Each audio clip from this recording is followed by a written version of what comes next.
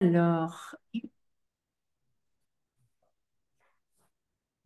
je vais vous épingler. Donc déjà, Ingrid et j'ai perdu Narandradas.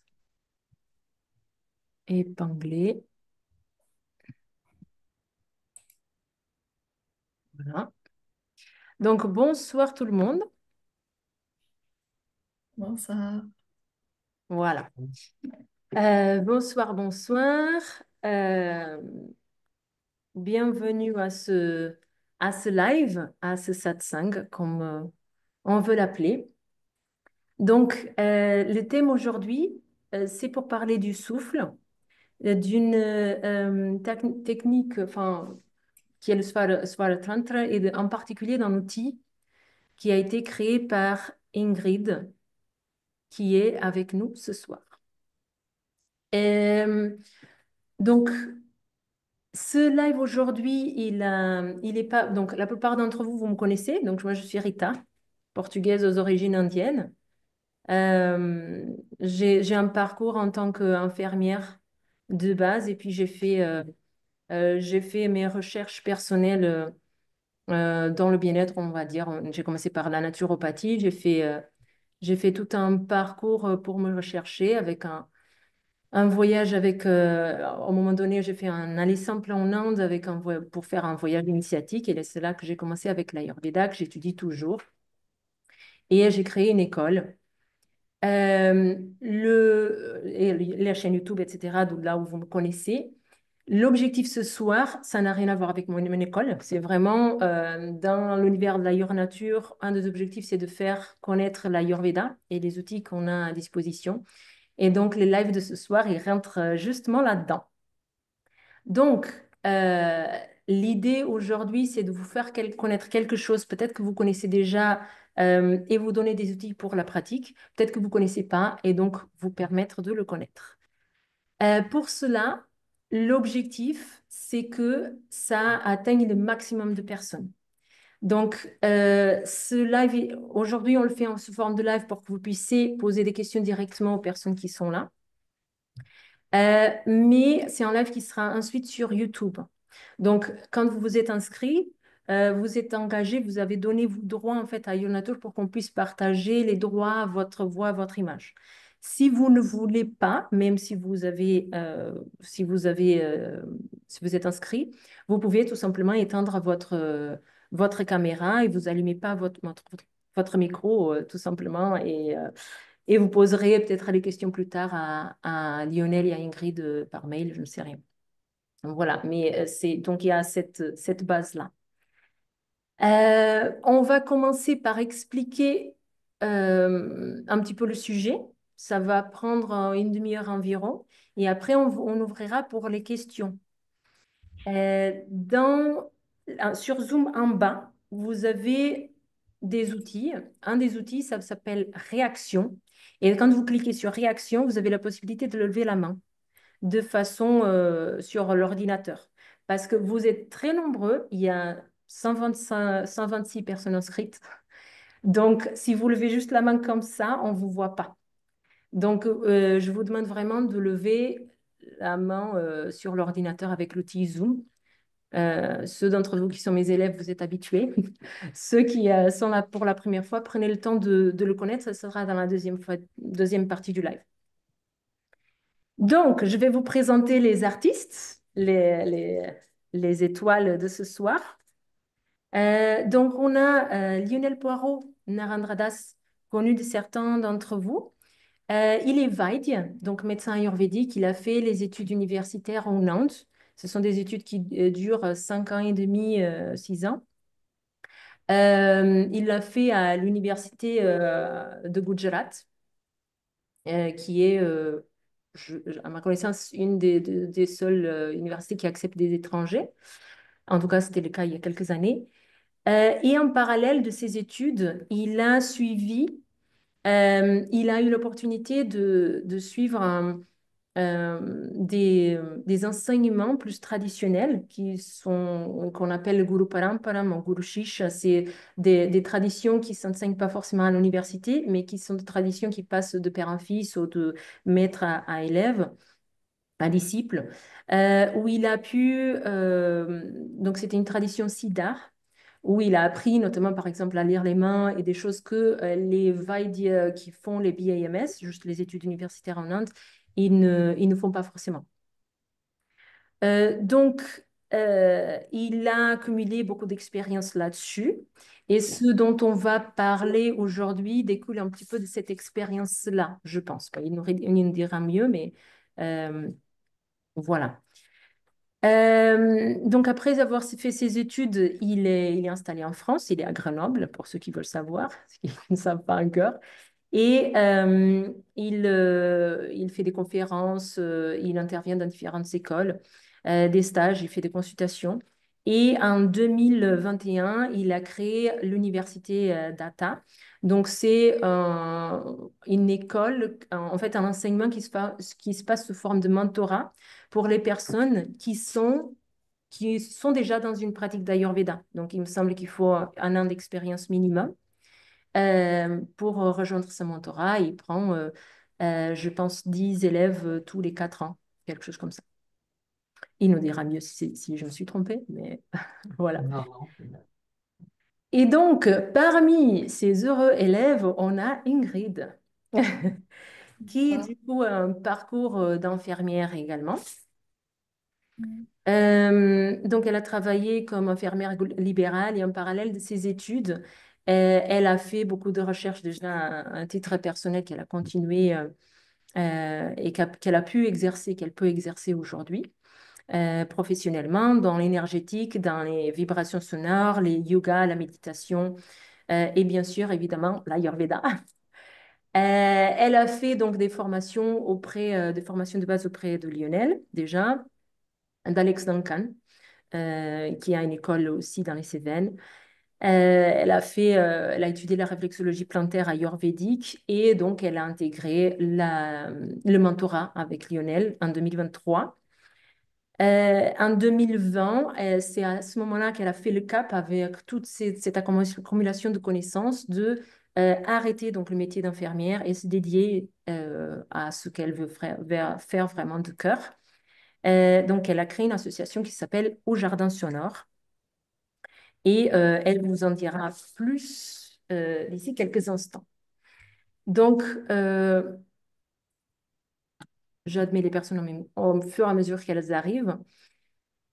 Donc, la première question, donc pour Lionel ou Ingrid, comme vous voulez, euh, comment est-ce qu'on fait déjà tout d'abord le lien entre le souffle de façon générale, globale, le prana, tout ce qu'on peut dire, et l'Ayurveda? Je vais peut-être prendre Vas-y. l'introduction. Je ne sais pas si on m'entend. On t'entend. Je vais prendre cette question. Si vous voulez, la notion du souffle et d'Ayurveda, elle est pratiquement naturelle. Euh, Ça m'a toujours intéressé de savoir comment les rishis, les pionniers, ceux qui ont redécouvert en fait l'Ayurveda, puisque il n'y a rien à découvrir vraiment dans l'Ayurveda. Il y a toujours une notion de reconnaissance de quelque chose qui existe déjà depuis la nuit des temps, puisque quand on parle de l'Ayurveda, on parle des lois de la vie et de la nature, de la connaissance de la vie, puisque c'est sa définition.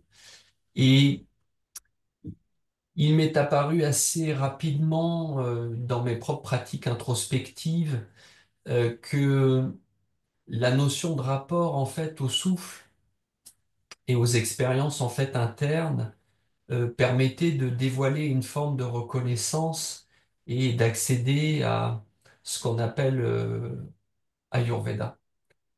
La Charaka Samhita elle-même, dans son premier chapitre, dans la Sutrasthana, je crois que c'est le verset numéro 41, exprime le fait que l'Ayurveda a été retrouvé dans des états de méditation dont le souffle est clairement la clé.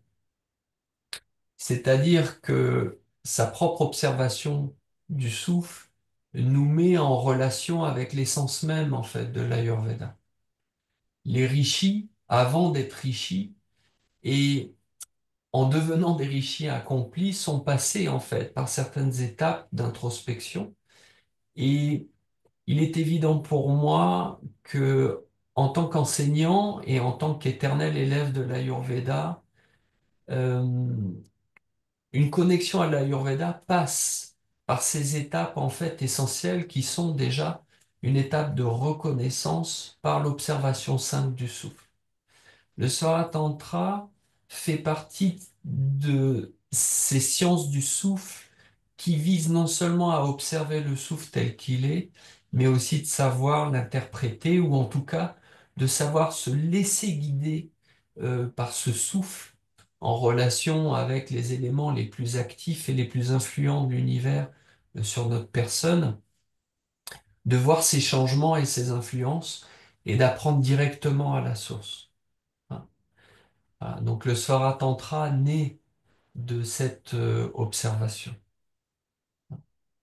Et donc le Swara Tantra, euh, est-ce que tu peux exprimer un peu mieux, peut-être définir les mots et nous expliquer euh, quelle serait peut-être la différence entre cette pratique et les pratiques de souffle avec lesquelles on est plus habitués, nous les Occidentaux, à travers le yoga et le pranayama, par exemple.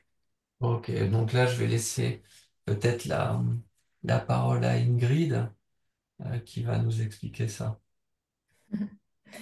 Le Svaratantra par rapport aux pratiques de pranayama, c'est vraiment une pratique d'observation du souffle et pas de modification du souffle, en fait, comme on peut faire dans Nadi Shodhana ou d'autres pratiques. Là, on vient seulement observer, en fait, ce qui se passe en soi ici et maintenant.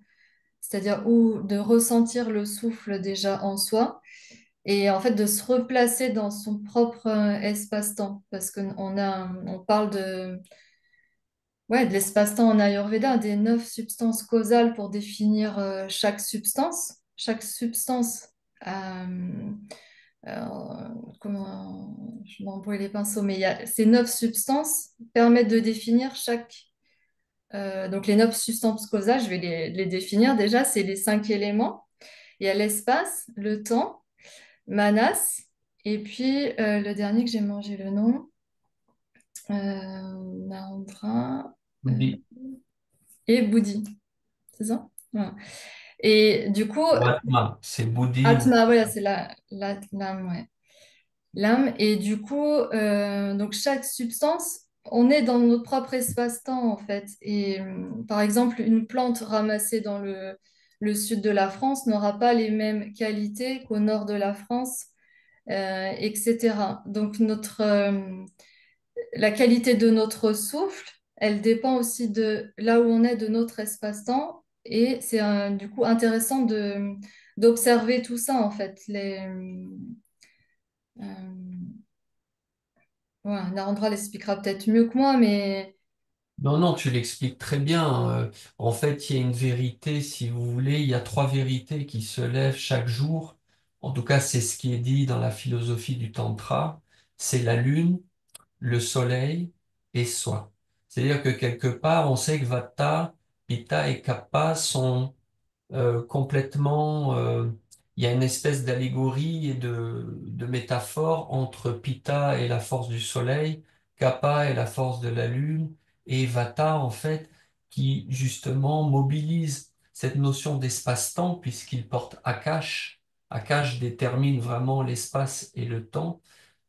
Et donc un individu se lève toujours et chaque jour avec une relation à la Lune et le Soleil, et les doshas sont influencés de ça. Donc comme disait Ingrid, un romarin qui est cueilli dans le sud ou un romarin qui est cueilli dans le nord, la petite différence qu'il y a dans le temps et la grande différence qu'il y a dans l'espace vont donner une valeur particulière à ce romarin.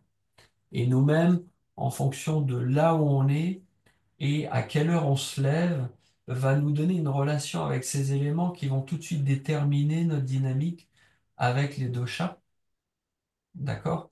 Et donc leur influence sur nous. Et on peut, par le Svaratantra, clairement s'accorder, s'harmoniser en fait tous les jours en conscience avec ça. Bien sûr, cette vérité, elle se lève tous les matins, la lune, le soleil et vous-même, quoi qu'il advienne. Mais il y a une grande différence entre être complètement inconscient de ce phénomène ou d'en être complètement conscient.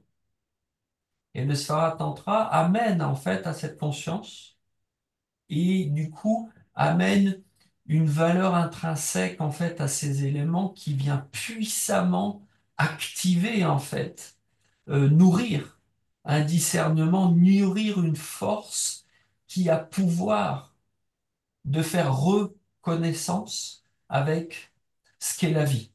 Et cette reconnaissance de la vie, cette connaissance de la vie, c'est ce qu'on appelle l'Ayurveda. Mhm. Et donc, dans cette pratique, euh, si on a cette pratique du Svara Tantra, euh, qu'est-ce qu'on peut espérer? Qu'est-ce qui peut se passer pour nous?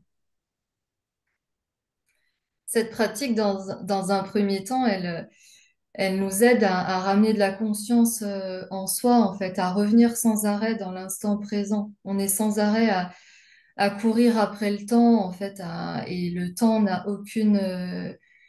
n'a ni de début ni de fin, en fait, ça n'a aucun sens. On est toujours en train de courir à quelque chose qui n'existe pas. Et là, de revenir dans son propre espace-temps, avec le souffle, pour moi, le souffle, c'est un super outil pour revenir dans cet espace-là et à qu'est-ce qui se passe en soi, là, ici et maintenant, et pas des perturbations extérieures ou on se laisse sans arrêt embarquer par des nœuds de l'esprit ou nos désirs, nos aversions, nos souffrances, alors que là, qu'est-ce qui se passe en soi? En fait, c'est pas forcément de la cause de l'autre si j'en suis là ou si j'ai mal ci, j'ai mal là ou si j'ai mal au ventre parce que j'ai pas digéré ce qu'il m'a dit. En fait, c'est du coup, qu'est-ce qui se passe là, ici et maintenant? Donc, c'est vrai qu'il y a la pratique au- d'observer son souffle le matin au réveil en l'heure particulière de Brahma Muhurta. Mais c'est aussi au fil de la journée de revenir sans arrêt à son souffle. Alors au début, effectivement, ça demande un effort peut-être de se lever, de faire l'expérience de se lever en Brahma Muhurta. C'est pas forcément une chose facile, mais du coup, ça va demander un effort. Et après, tout au long de la journée aussi, peut-être au début de demander un effort. Enfin, en tout cas, moi, ça a été le cas aussi. Et de petit à petit, ça devient un automatisme, en fait. Et du coup, quand il y a une perturbation émotionnelle ou physique ou peu importe, de revenir à son souffle. Et là, toi, une petite anecdote, là, quand j'ai eu un accident récemment, et j'ai vu comme quoi la pratique avait quand même le temps fait son travail et j'arrive à revenir à mon souffle, en fait. Et le souffle me permet de revenir à ici et maintenant. Et du coup, d'avoir une respiration à peu près, de ne pas me laisser embarquer par les perturbations de l'esprit, en fait. Donc, on est en train de parler fondamentalement d'un outil de présence. Oui. Donc, on est en train de parler d'un outil dans une société qui a 1000 à l'heure, qui nous pousse à être à l'extérieur de nous-mêmes, à faire trop d'activités et qui nous empêche donc de regarder à l'intérieur. On est en train de parler d'un outil qui dit euh, portez votre attention sur ce qui se passe là maintenant, à cette présence. Et quand on fait ça, c'est comme si le temps s'arrêtait. Donc, euh, c'était juste pour dire dans d'autres mots. Mm. Parce que, en fait, ici, parmi les personnes qui sont là, il y en a des personnes qui sont dans l'Ayurveda, il y a des personnes qui sont sympathisantes et qui débutent, donc pour qu'elles ne soient pas perdues. Tu nous as parlé de Brahma Muhurta. Peut-être que ça ne parle pas à tout le monde. Est-ce que vous pouvez définir? Mm. Alors, Brahma Muhurta, il faut savoir que le temps dans l'Inde ancienne n'était pas divisé comme on le divise aujourd'hui. Aujourd'hui, on divise le temps en 24 heures. Dans l'Inde antique, on divisait On la a perdu journée Lionel. en 30. Alors, Non, vous c'est bon. m'entendez? C'est bon? C'est bon, c'est bon. Dans l'Inde antique, on ne divisait pas le temps en heures et donc pas en 24 parties, mais en 30 parties de 48 minutes. Et ces 48 minutes, on appelle ça muhurta. Ok.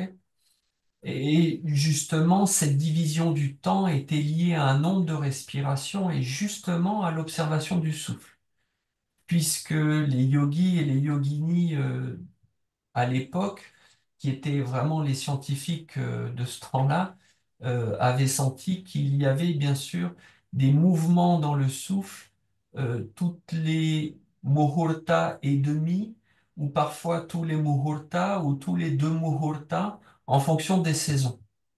Donc, ils ont divisé le temps non pas en heures solaires, mais en heures de connexion en fait au souffle.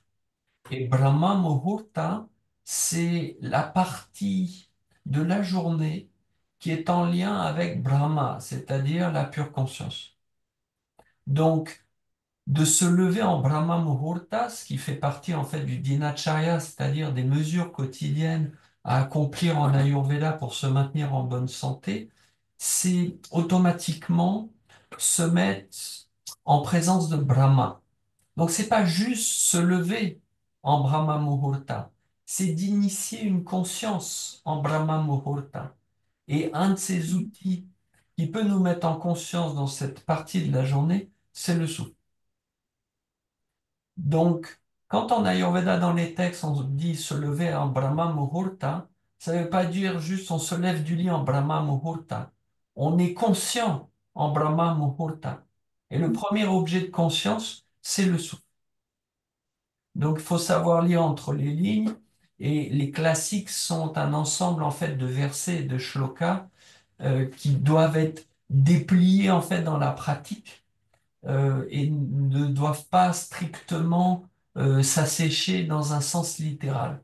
Quand on parle de Brahma Muhurta en Ayurveda, on parle de pure conscience à son moment précis, puisque dans l'atmosphère, la position de la Lune et du Soleil, le mouvement entre la nuit et le jour amène une énergie très particulière qui doit être reconnue dans le souffle. Et le Svara-tantra permet de reconnaître le souffle dans cette partie de la journée très particulière. Et nous avons un adage en Occident qui est de se lever du bon pied. En Ayurveda, c'est de se lever de la bonne narine. Ok. Et le calendrier du Kalavidya, tel que Ingrid l'a créé et l'a constitué, est un calcul très particulier qui nous incite à être conscient d'une narine particulière, à cette heure particulière de Brahma Muhurta, dans cet endroit particulier où le dormeur ou la dormeuse se réveille et observe sa narine, dans un jour particulier, dans une saison particulière. Et automatiquement, ce souffle, ce svara, cette onde cosmique est en reconnaissance de la lune et du soleil, dans une narine ou dans une autre. Et tout ça est décrit en détail, en fait, dans ce calendrier du Kalavidya. Donc, en fait, le Brahma Muhurt, ça va être plutôt qu'un horaire, parce que beaucoup de personnes s'attendent à un horaire. En fait, on va avoir un espace de temps. Et cet espace de temps, il va changer tous les jours en fonction de tout ce que Lionel il vient de dire. Et Oui, alors, il change tous les jours aussi parce que simplement, nous avons quand même en France 4 saisons et du coup un rapport jour-nuit qui évolue aussi avec les saisons. Donc, cet horaire n'est pas le même en été qu'en hiver, qu'en automne et au printemps. Et donc, c'est ce qui est aussi calculé par les soins de Ingrid dans ce calendrier que vous retrouverez en fonction de là où vous habitez et en fonction de la saison. c'est exactement ça. Donc, on parle du calendrier. Donc, moi, j'ai commandé pour moi, je l'ai reçu aujourd'hui. Euh, Est-ce que pour que ce soit un peu plus pratique, est-ce que Ingrid, tu veux expliquer un petit peu qu'est-ce que c'est ce calendrier Mhm. et comment on peut l'utiliser de façon pratique? Parce que en fait, on cherche il y a cette connaissance, il y a cette compréhension de observation du souffle qui peut nous apporter ce qu'on vient d'expliquer. Mais du coup, vous êtes aller peut-être un petit peu au-delà du juste, parce qu'on aurait pu dire, tiens, on va se lever, à partir du moment où on se lève, on va observer euh, et juste on observe, parce que c'est déjà pas mal si on s'observait tous les jours. Mais tu es allé au-delà, donc tu as fait tous ces calculs pour savoir justement quel est l'horaire Brahma Muhurta pour moi chaque jour. Et puis, il y a une partie ou une pratique particulière qu'on n'a pas encore touchée, qu'on n'a pas encore mentionnée, c'est-à-dire qu'en fonction de ce qu'on observe de soi, peut-être qu'on veut modifier quelque chose. Et pour modifier ce quelque chose, il y a une pratique à faire. Est-ce que tu peux nous parler un petit peu de ça? Mm. Alors déjà, pour revenir sur l'agenda, oui, là, il y a une première partie théorique, entre guillemets, et pratique avec la pratique du Svaratantra. Effectivement, il y a l'idée de d'accorder la narine avec, en fait, tous les 3 jours. On va peut-être pas rentrer dans les détails de là, parce que sans avoir lu, c'est un petit peu compliqué. Et après, il y aura des ateliers ou en ligne qui vont, arriver, mais effectivement, il y a une pratique pour accorder sa narine le matin au réveil avec les lois de l'univers et en accord avec la Lune et le Soleil dans cet espace-temps. Voilà, donc d'où l'idée de ce calendrier, parce que avec c'est de là d'où est venue en fait cette idée, parce que quand j'ai commencé la pratique, et à un moment, ben, comme je lâche parce qu'il y avait les enfants, il y avait... Bref, je me suis pas levée forcément à cette heure-là tout le temps et j'ai pas retrouvé d'outils qui me permettaient de reprendre la pratique et de savoir demain, par exemple, quelle était la narine qui est censée être active en cette heure Brahma Muhurta. C'est pour ça que cette idée est venue en fait.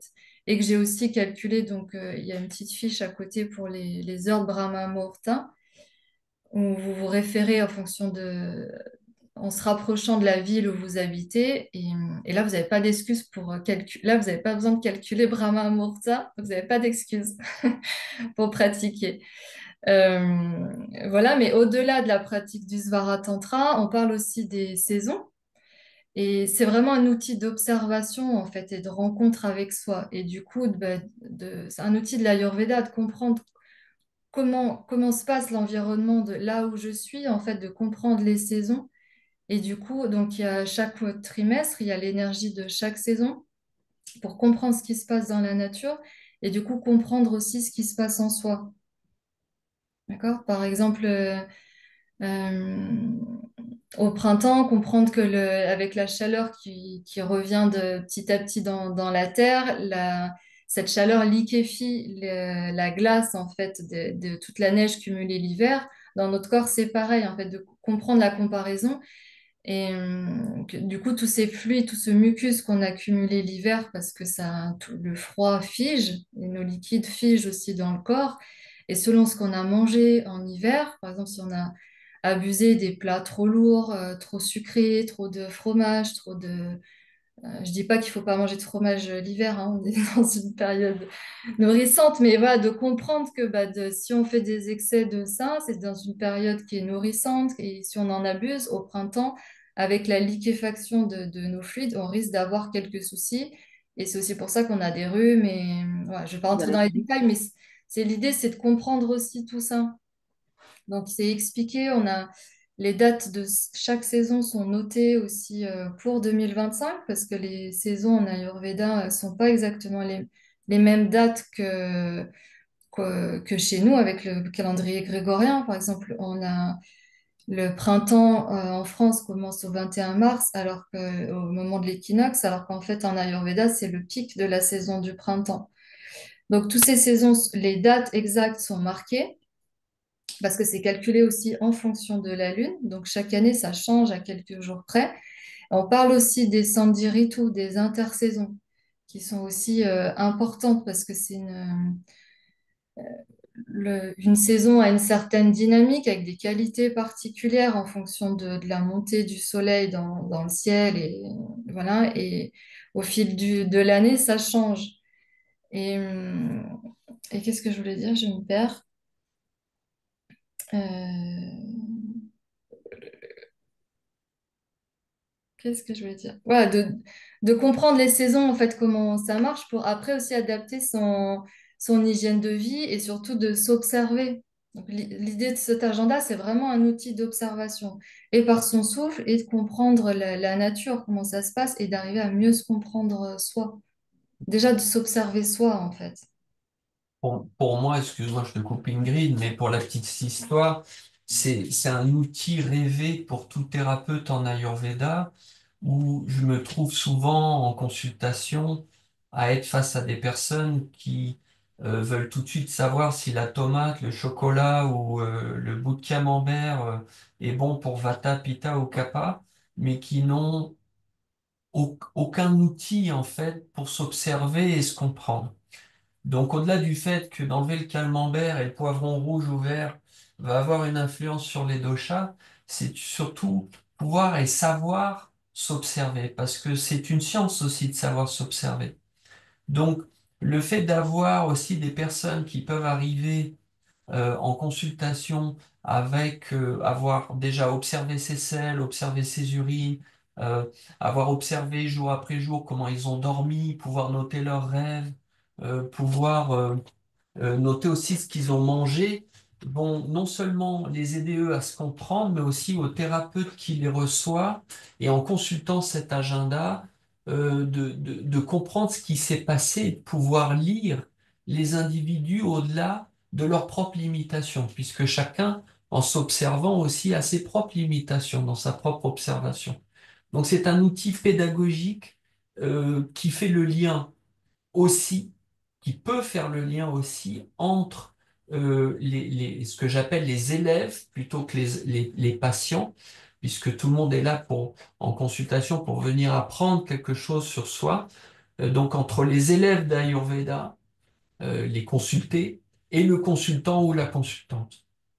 Et j'ai toujours voulu créer cet outil-là après mon retour en Inde, puisque je voyais que le plus gros problème n'était pas savoir ce que les gens mangeaient ou pas, ou ce que les gens faisaient ou pas, c'est que les personnes étaient souvent ignorantes de ce qu'elles faisaient et de comment en fait ils ou elles se compromettaient en fait par ces comportements. Donc c'est vraiment un outil, personnellement en tant que thérapeute, que j'attendais vraiment avec impatience. Donc merci Ingrid. Merci à toi.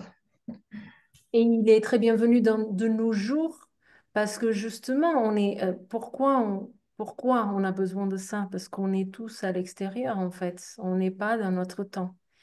Et on peut parler peut-être de Kali Yuga, donc cette ère où qu'on est en train de vivre aujourd'hui, où justement on se donne pas de temps, on vit pas dans notre temps, on est toujours dans une course après quelque chose. Mais la grande difficulté, c'est facile de comprendre qu'on a besoin d'un outil de retour à soi. C'est évident. Ça suffit de s'arrêter 2 secondes pour observer qu'est-ce qu'on est en train de faire en fait, qu'est-ce que nous sommes en train de faire. Donc, on a besoin de ces temps de pause, on a besoin de ces moments de présence. Euh, mais si je peux dire ce qui va peut-être être différent avec cet outil-là, parce que des outils de retour à soi, des outils qui nous permettent d'avoir une présence, il y en a beaucoup. Et dès qu'on est dans le bien-être, c'est très évident qu'on a besoin de pause, qu'on a besoin on a besoin de ça. Mais là, on est en train de parler de quelque chose qui est là avec nous en permanence. Le souffle, Mm. le prana. Donc, les textes, ils vont nous parler de prana. Dans les traductions de Charaka Samhita, en anglais, c'est traduit comme le souffle vital.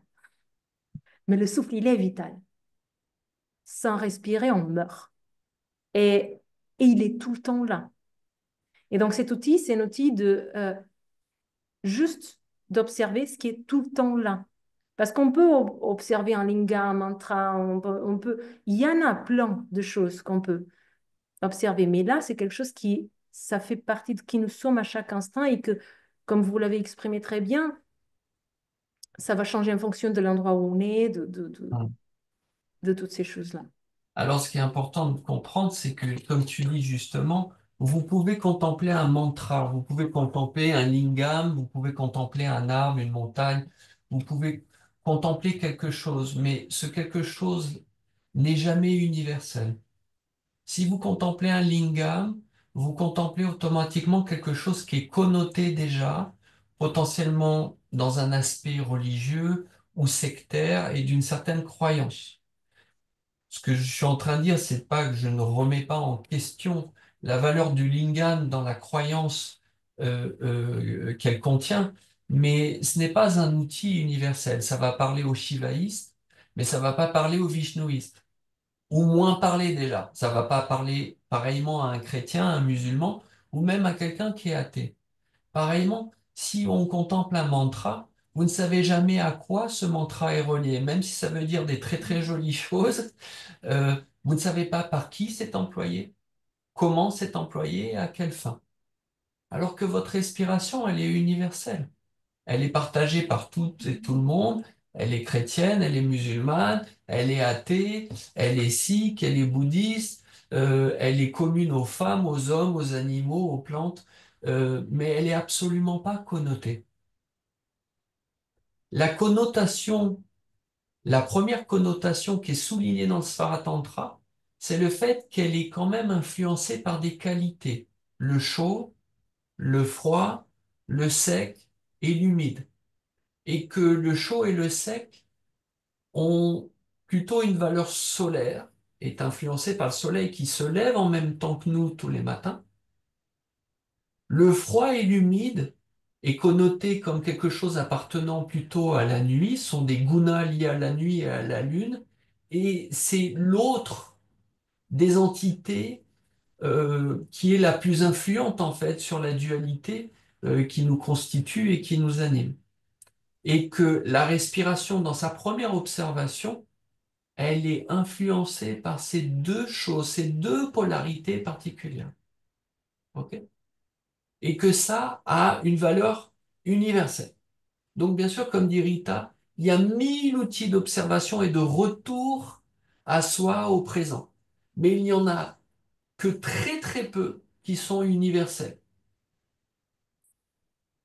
Et il y en a très peu qui, non seulement en étant universels, vous permet par leur simple observation automatiquement de vous réharmoniser avec cette vérité du monde, ici et maintenant, dans cette polarité soleil-lune. Est-ce que tout le monde me suit? Bon, oui. Bon. Euh, Donc, sur ces belles paroles, on va ouvrir pour les questions. Donc, profitez. Vous avez ces deux personnes devant vous maintenant. Juste en bas dans les réactions, vous levez la main, comme ça j'ai l'ordre et je vous donnerai la parole dans l'ordre que vous avez dit, que vous avez levé la main. Et on finit à 22 heures. Ne vous bousculez pas.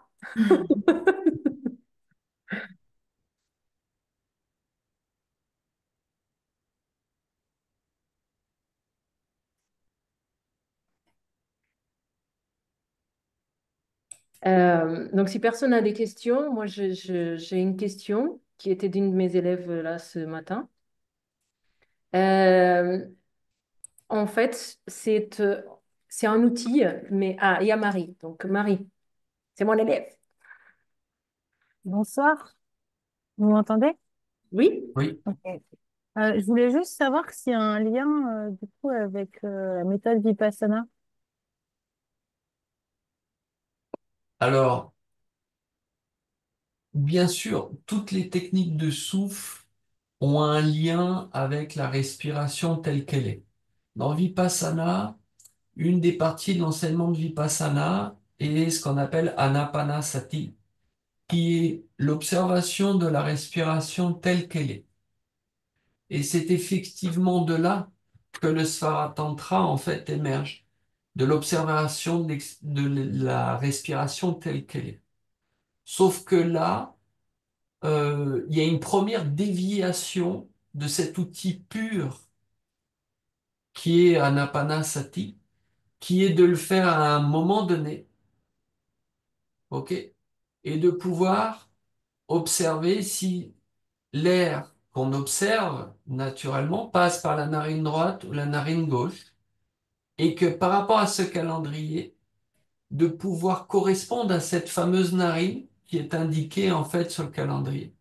Donc, c'est la même racine, puisque l'observation de la narine, des narines telle qu'elle est, c'est ce qu'on appelle Raja Yoga, c'est-à-dire le yoga des rois. C'est-à-dire que le roi, il est sur son trône, il ne fait rien. Il ne cherche pas à dévier quoi que ce soit. Il ne cherche pas à influencer quoi que ce soit. Donc c'est le yoga ultime qu'on retrouve dans Anapanasati. Et une des premières déviations, c'est ce qu'on peut retrouver dans le Svara Tantra, qui est une observation de la respiration telle qu'elle est, mais d'ores et déjà de la remettre en rapport avec aussi une réharmonisation des influences fortes de notre nature et de cet univers. Donc oui, il y a un rapport et non, c'est pas exactement la même chose. Merci.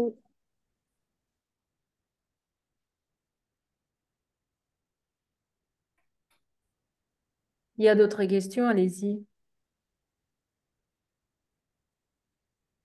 Donc, j'avais une question d'une de mes élèves là d'aujourd'hui qui demandait, en fait, c'est intéressant, mais ça se présente sous forme d'agenda. Et pour ceux d'entre nous qui utilisons maintenant l'agenda électronique, on l'a tout le temps sur le téléphone, est-ce que ça vaut le coup d'acheter l'agenda Kalavidya? Oui, à la base, c'est pas un agenda pour noter ses rendez-vous, en fait. Il s'appelle agenda parce qu'il y a sur deux feuilles, il y a la semaine, mais c'est surtout pour noter bah, ton souffle. Est-ce que quelle narine je suis ce matin, comment j'ai dormi, quels sont mes rêves, mes cycles menstruels. C'est vraiment pour noter toutes ces observations. Et comme disait Narendra tout à l'heure, euh, dans un suivi en Ayurveda, on demande souvent comment sont vos selles, comment sont vos urines, les sueurs.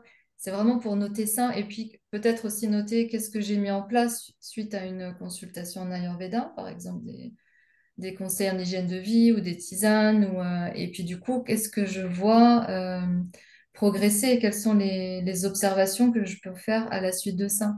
On peut noter aussi nos rendez-vous, bien sûr, mais c'est pas fait pour ça. Donc c'est vrai que ça n'a rien à voir en fait. Mm. Merci. J'ai une question dans le chat de Mahadevi, qui est dans le train et qui ne peut pas parler à l'oral. Donc, un éclaircissement de base. Faudrait-il idéalement adapter nos actions-inactions à nos narines? Droite, action, gauche, repos. Point d'interrogation.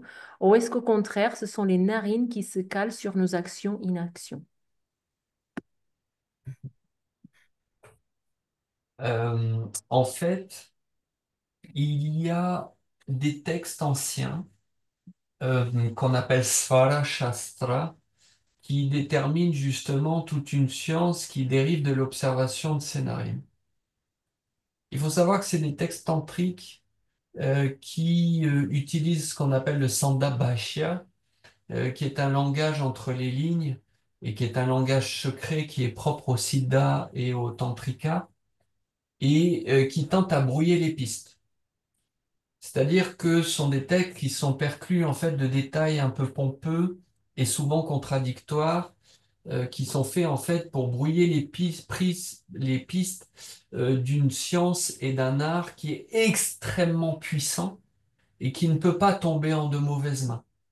Donc, toutes les gens qui développent une certaine avidité pour ce genre, en fait, d'écoute dans la narine et de prévision et d'adapter, en fait, leurs actes à leur narine, ou de pouvoir même manipuler, le temps et leur destinée d'une certaine manière, en essayant de corrompre les rythmes même de la nature, sont voués souvent à un rapport à la vie assez désastreux et qui se rapproche comment dire, des qualités de ce que tu parlais tout à l'heure, Rita, de ce qu'on appelle Kali Yuga. En passant, Kali Yuga est lié à Kala. Kali est la déesse du temps et Kala est le temps. Et c'est bien pour ça qu'on est vraiment dans une période où le temps est complètement perturbé, où notre rapport au temps est perturbé. Donc oui, il existe ces textes-là et il existe et beaucoup d'écoles de yoga, selon moi, hein, se sont évertuées à essayer de développer ça d'une manière assez infructueuse, puisque ça ne donne pas grand-chose, parce qu'on a essayé de littéralement utiliser ces textes tels qu'ils étaient proposés, sans justement pratiquer vraiment ce qu'on appelle le Svara Tantra, et de laisser justement cette pratique très simple permettre aux gens de développer justement une attention et une reconnaissance qui permettait d'arriver à un autre niveau de connaissance naturellement, plutôt que d'essayer par des frasques intellectuelles plus ou moins biaisées dans ces textes, se perdre dans des cul-de-sac et de faire des interprétations un peu pompeuses qui n'amènent à rien. Donc ça, c'est typique dans les textes tantriques, et notamment ceux du Swara Shastra. C'est plutôt de brouiller les pistes que de réellement amener des outils clairs pour l'exploration du souffle. Alors dans ces textes, il y a quand même des très très bonnes choses qui peuvent être interprétées littéralement, mais qui sont souvent le début pratique à une exploration, mais qui sont jamais une finalité en soi, et qui, dans ce qui est proposé comme simple outil dans ce calendrier, invite les personnes à retrouver par eux-mêmes leur rapport aux actions par rapport aux narines. Et donc, vous verrez dans cet agenda, avec Ingrid, on a posé les premiers jalons de cette exploration que Mahadevi sous-tend dans sa question. Mais comment dire, c'est une invitation du coup à ouvrir cette réalité à ce qui, par l'observation des narines, on pourrait modifier dans notre comportement, mais ce n'est pas du tout une invitation à ce que le Svara Tantra soit une science de prédiction ou de clairvoyance en soi. Euh, Nous développerons ce sujet certainement avec Ingrid lors d'ateliers dans l'année 2025.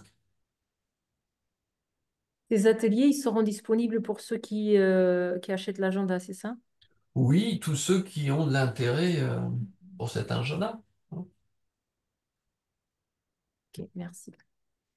Il y a une autre question sur le chat de Elisa. Nadi Shodhana, Nadi Shuddhi et Sukha Kriya sont-ils issus du Swara Tantra?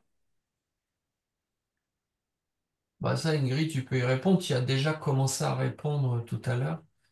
Tu peux. Oui, moi, dans les textes, je ne vais pas rentrer là-dedans, mais c'est dans les Nadi Shodhana, on cherche à équilibrer nos deux polarités, en fait, le côté lunaire, solaire. Là, on cherche simplement à observer où l'air tape dans les narines. C'est simplement une observation de son souffle, en fait. Donc, je ne sais pas si j'ai répondu à la question ou... Bah, en fait, dans les techniques de pranayama, on cherche à modifier le souffle. On augmente les phases d'inspire ou d'expire ou de suspension pour modifier quelque chose, pour arriver à quelque chose. Là, il s'agit de regarder le souffle tel qu'il est, de savoir tirer la connaissance du sphara, puisque le sphara est quelque chose qui est porté dans le souffle.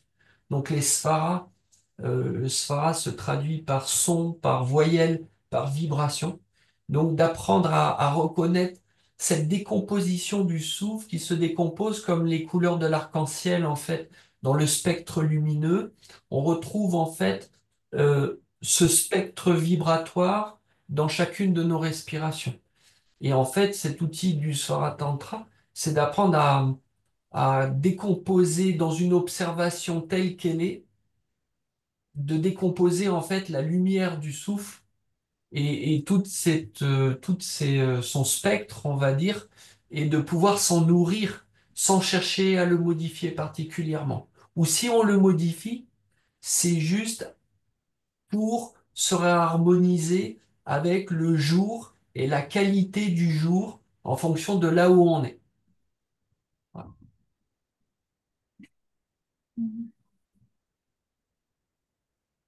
Merci.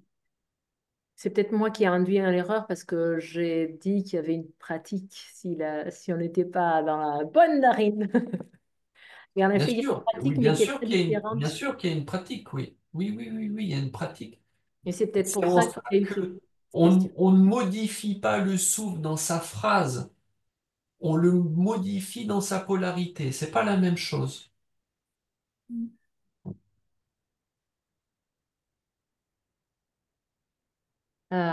Moi, je profite, j'ai une question pour moi aussi, vu que personne n'a des questions. Euh, Par rapport au texte, donc, est-ce que cette pratique, toutes ces pratiques, tu mentionnes un petit peu des textes anciens, ce sont des textes tantriques, si je comprends Hmm. bien. Euh, En fait, moi, j'étudie les textes avec Mathieu, mais on est fondamentalement dans la Brihatriyad, l'Ashtanga Hridayam et le Charaka Samhita. Mais si on veut aller dans ces sources autres, est-ce qu'on est complètement dans une autre branche védique? Non, pas du tout. En fait, il faut savoir que souvent et à tort, on donne l'origine des textes ayurvédiques strictement dans quelque chose de védique. Il faut savoir que d'ailleurs les auteurs de la Charaka Samhita, on ne sait pas s'ils sont plusieurs ou sont un seul. Il faut savoir que le texte original a été perdu, il a été travaillé, retravaillé, perdu en partie, retrouvé en partie. Donc, si vous voulez, le moment où ce texte a été réécrit par ceux qui avaient aussi un intérêt particulier à dire que l'origine de ces samhitas prenait origine strictement dans les Védas. Il n'en est pas tout à fait, ce n'est pas tout à fait juste de dire que ces textes sont originaires du Rig Veda ou plutôt de l'Artava Veda, puisque souvent on parle de l'Ayurveda comme un Upaveda, donc on va dire une partie des Védas appartenant à l'Artava Veda, mais il faut savoir que l'Artava Veda et le quatrième Veda qui a été écrit certainement, il est clair qu'il a été écrit beaucoup plus tard que les trois autres, et il fait la compilation justement de tous les savoirs tantriques pratiques de ce temps-là, qu'on ne savait pas mettre ailleurs. Il fallait bien, c'est un peu, si vous voulez, comme les chrétiens, quand ils ont voulu absorber la connaissance des Celtes, ils ont construit des églises et des édifices religieux sur les menhirs, les sources d'eau guérisseuses et les dolmens ou les points énergétiques particuliers. Et puis à un moment, quand on rentrait dans ces églises, on savait plus si on rentrait pour aller boire à cette source miraculeuse ou pour voilà. Donc c'est un peu pareil avec les Védas.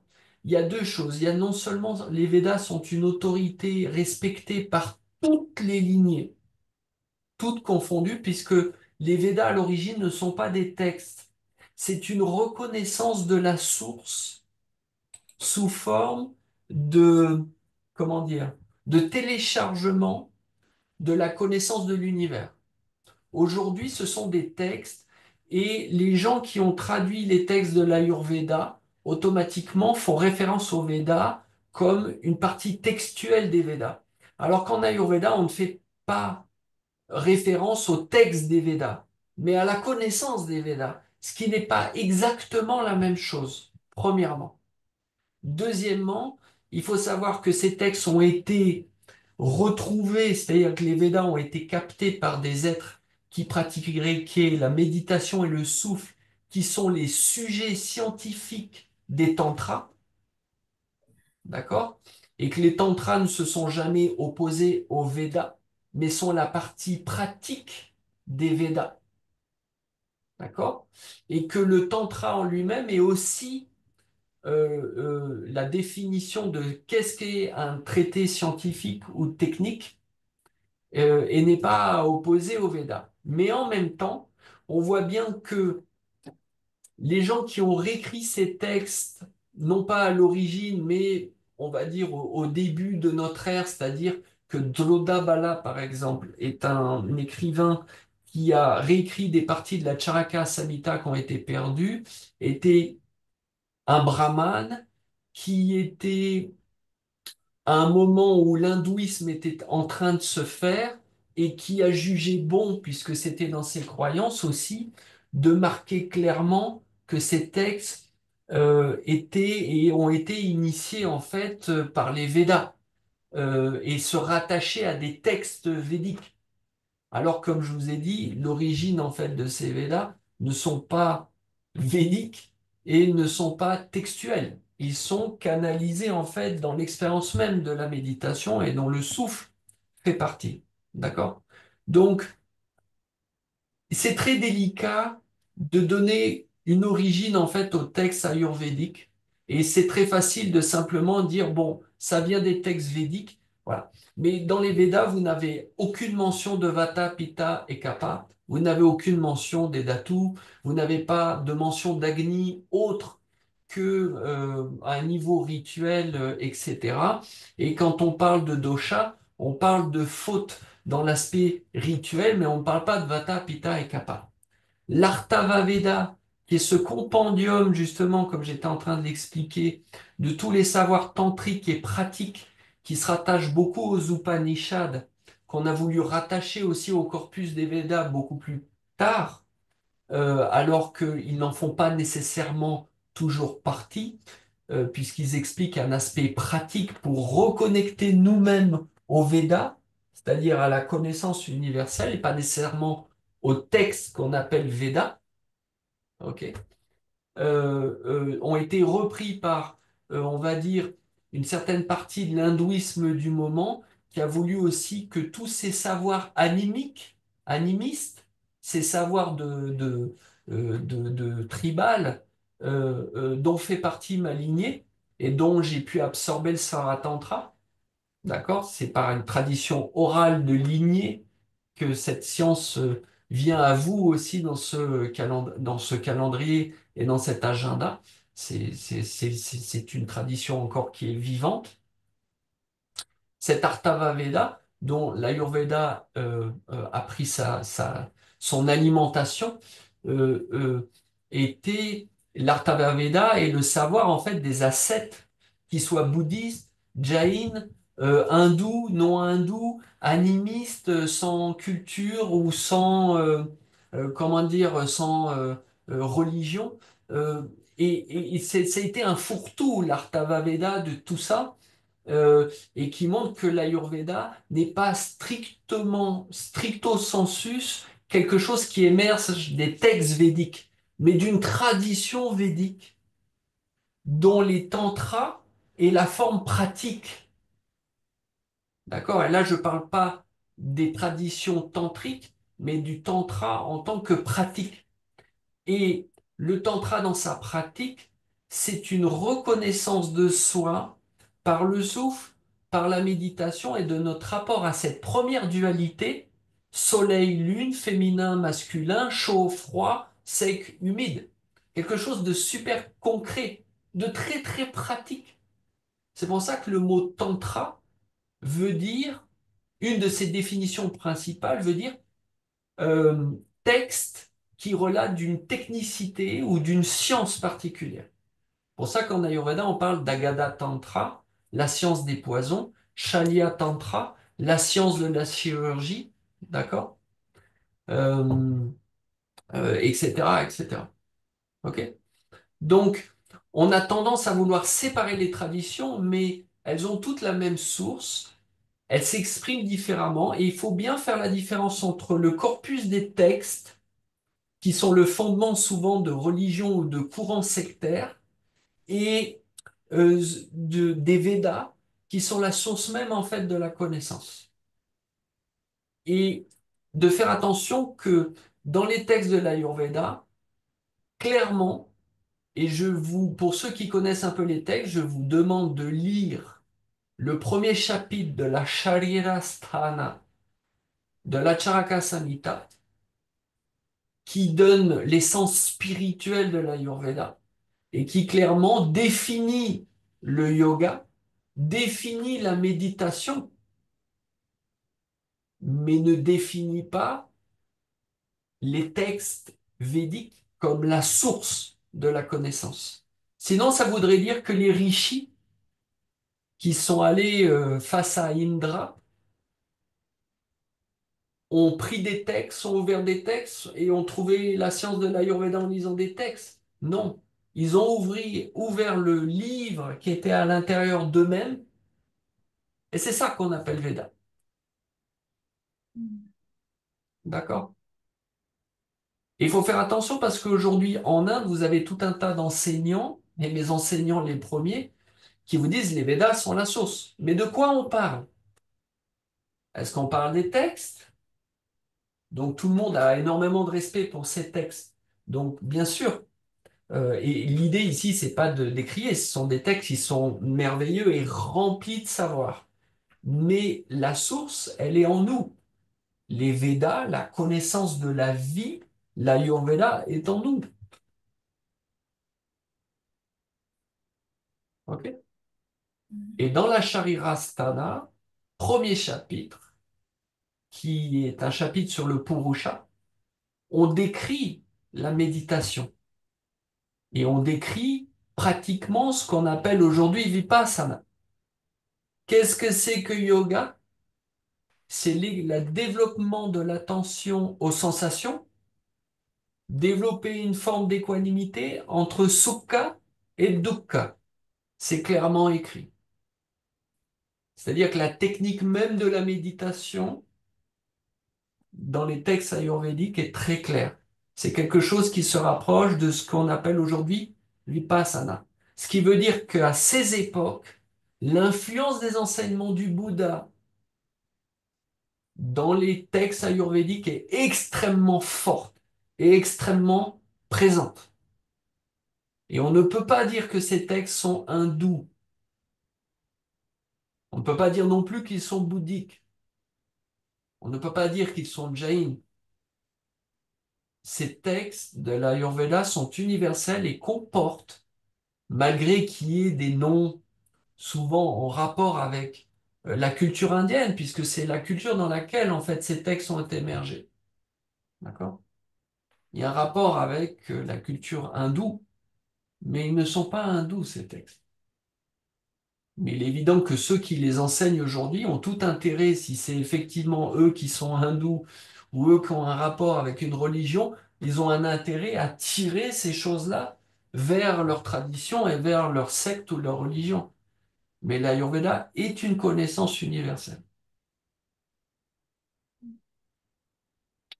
Et c'est la recherche d'énormément de scolaires. Il y a beaucoup de sanskritistes et de gens très intelligents qui aujourd'hui, voilà, reviennent sur le fait que c'est l'Ayurveda et une racine strictement hindoue ou védique. C'est plutôt l'Ayurveda vient d'un ensemble de traditions ascétiques de personnes qui ont cherché la vérité par eux-mêmes. Et encore une fois, c'est là où on doit faire clairement la distinction entre les Védas en tant que texte et les Védas en tant que connaissance.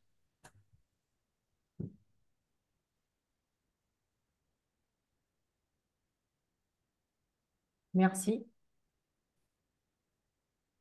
Est-ce qu'il y a d'autres questions? Marie? J'ai vu un entretien de toi, Lionel, si je peux me permettre de te tutoyer récemment, et tu parlais de l'écoute du pouls et de la relation à la respiration, voire à tantra. Que tu peux plus, un petit peu en dire plus sur ça? Ah oui, c'est tout un sujet, mais la respiration et le pouls sont intimement liés. Mais quand on prend le pouls en Ayurveda, on ne prend pas les battements du cœur. Le battement du cœur est un véhicule qui contient ce qu'on appelle le nad. Le nad est traduit en sanskrit comme le son. Et on retrouve cette idée de svara qui est dans le souffle.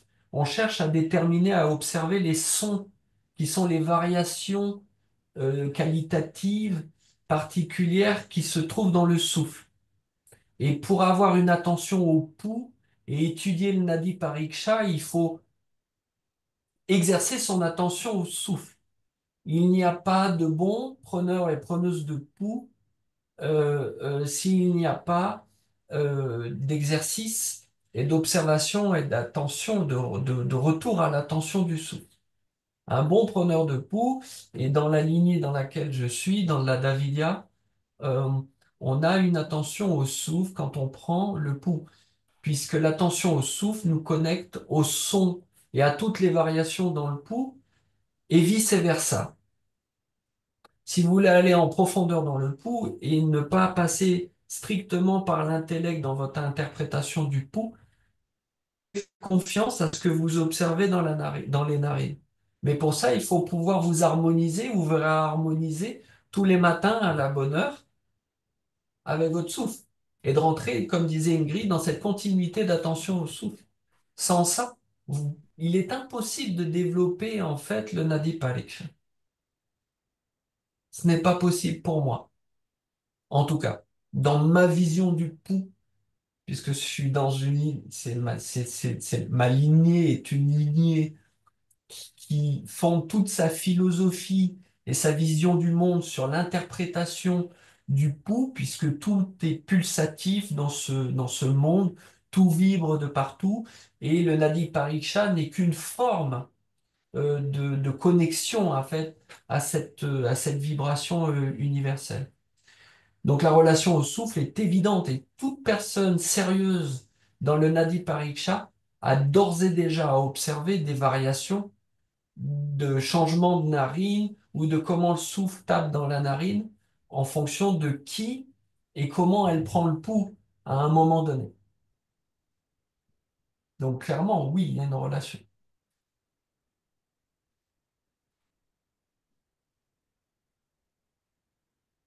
Merci.